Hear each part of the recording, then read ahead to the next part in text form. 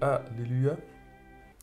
Aujourd'hui, nous allons parler de deux choses, l'argent et le temps.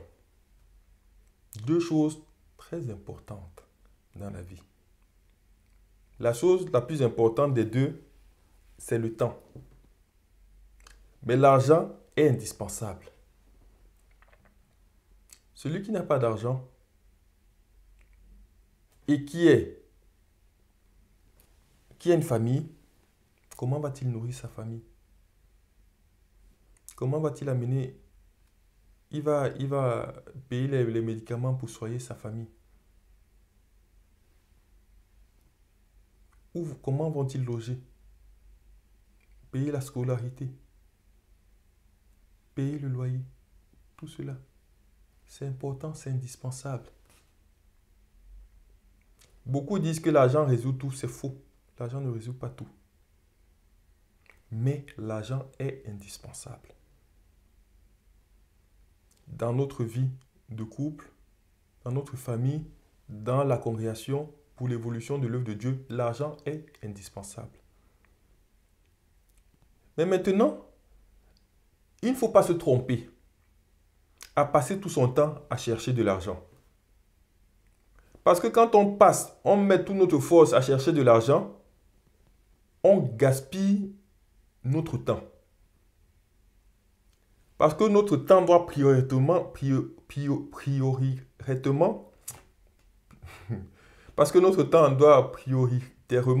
être orienté vers Dieu, vers la communion avec notre Seigneur. Nous devons passer du temps dans la prière, passer du temps dans la méditation. Donc, nous ne pouvons pas seulement multiplier les entreprises, multiplier les commerces, multiplier les activités même lucratives, sans passer du temps dans la communion avec Dieu. Et nous ne devons pas, une journée sans communion avec Dieu, ou bien sans se prosterner devant Dieu, c'est une journée perdue, on ne pourra jamais la rattraper. Le temps perdu est perdu. Il n'est pas de même comme quelqu'un qui prie 3 fois par jour, comme l'autre personne, dans les mêmes conditions de cœur, de pureté de cœur, qui prierait une seule fois. La récompense est diverse. Ou bien quelqu'un, que ce soit pendant une semaine, que ce soit par jour, donc pour dire, il est important d'être en communion avec Dieu.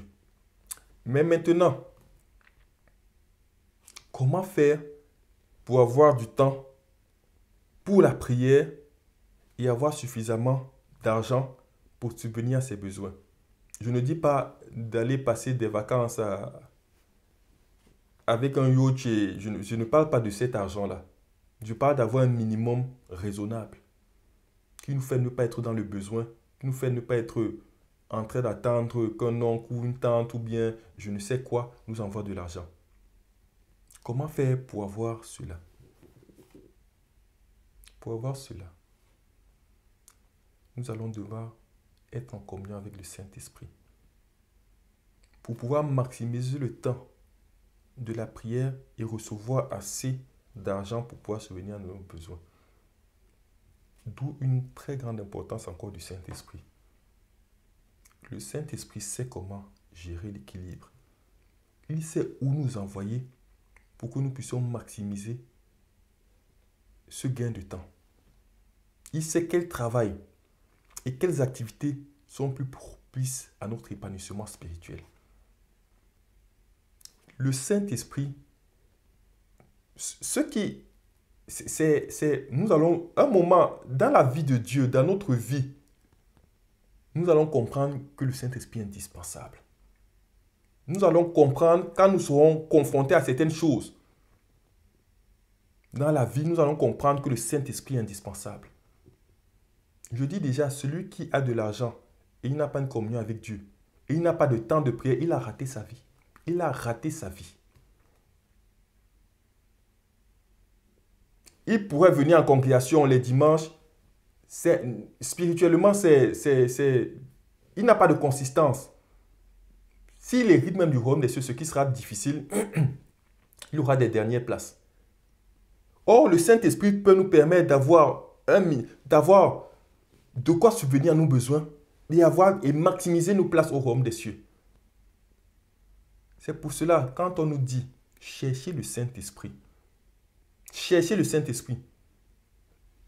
Ceux qui sont habituellement dans certains types ont certains types d'activités comprendront ce message. Cherchons le Saint-Esprit pour pouvoir avoir assez d'argent et pour pouvoir avoir du temps. Le temps de la consécration indispensable. Maintenant, comment avoir les deux? La seule personne qui puisse répondre et trouver des solutions dans nos vies, c'est le Saint-Esprit de Dieu. Et nous comprendrons la suite plus tard.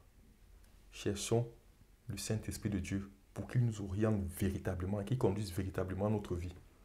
Que le Seigneur nous bénisse.